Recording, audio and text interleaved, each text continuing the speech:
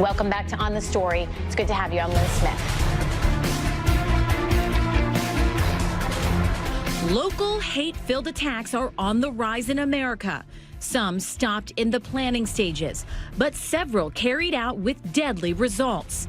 And the suspects in many of these cases have something in common. They are all young. Last month, all of Denver's schools were closed because an 18-year-old woman infatuated with Columbine threatened to carry out a similar attack. She killed herself before that could happen. In Poway, California, one person was killed and 3 others wounded when a 19-year-old opened fire on a synagogue during a Passover service. He was arrested. In Bohemia, New York this week, 3 16-year-olds were arrested after planning to blow up their school.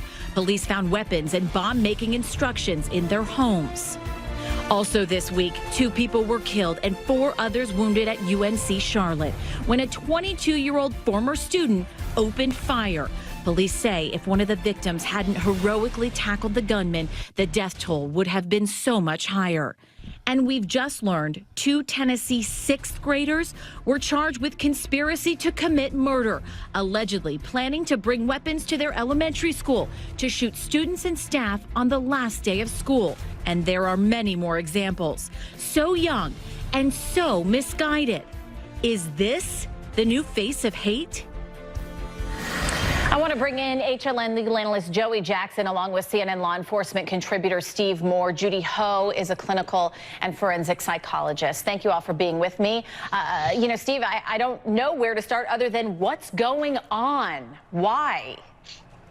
Well, I think we've got a weaponized group of kids out there. This is very frightening. They are going after their friends, their teachers.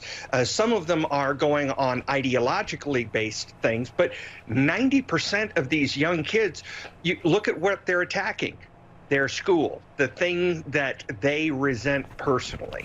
Let's start with the weaponization. Guns an issue, obviously. We talked extensively about it here. Joey, how are these angry young people getting assault weapons or weapons in any means? I don't understand.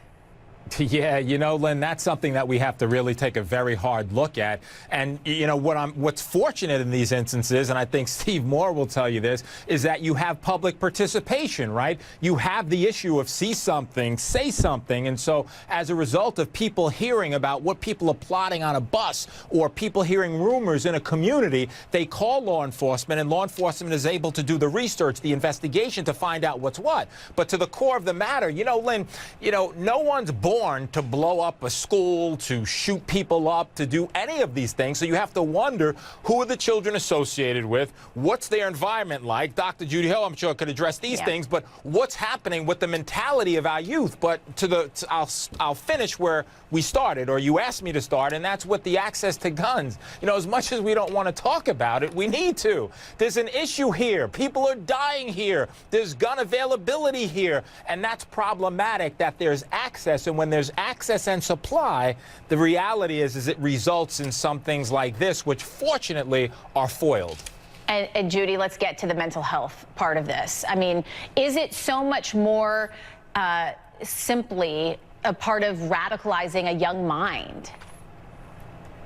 Well, Lynn, it's actually very scary that these young minds can indeed be radicalized. And there's a couple of reasons for this. One is when a youngster is developing, their brains are still immature. They don't have the frontal lobes to really think about what's it going to be like their lives down the future. If things aren't great right now, that maybe a few years later, it could be better. They're thinking about a fast fix. And unfortunately, whenever a big story like this happens, they see the person almost being a celebrity post-mortem. And they're looking for that to some degree. And another issue here is what Joey had alluded to, which is social learning. Young minds are very susceptible to learning from others, and especially when they're feeling disenfranchised themselves. They're looking for a purpose.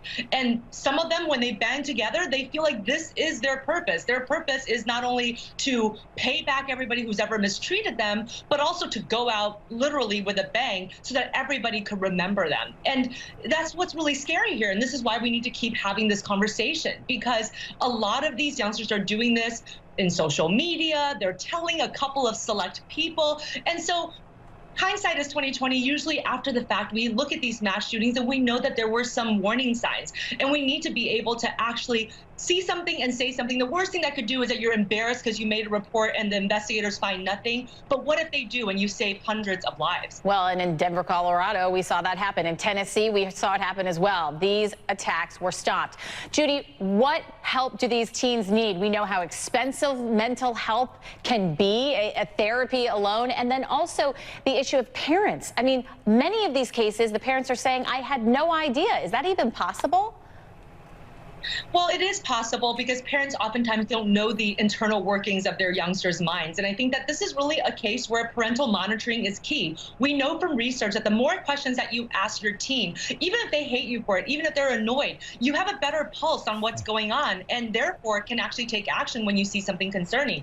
Usually we see that in these youngsters, they have social isolation. They're starting to change their routines. They're actually talking about death, fixated on themes of death. So these are some of the warning signs to look for instead of just brushing it off and saying this is not a big deal. And finally, with mental health, yes, it's expensive. And a big part of it is that we still have a lot of stigma. But a really cheap alternative is to look at your community's universities. All universities have counseling clinics that are staffed by doctoral students and supervised by clinical psychologists. They are usually free or very sliding scale, low fee. And that's a good place to start to at least get the conversation going.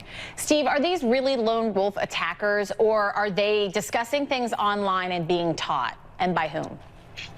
Well, first of all, lone wolf generally refers to an ideological terrorist. These are not really terrorists. They're just, I mean, 90% of the time, they're just hate-filled individuals who want revenge.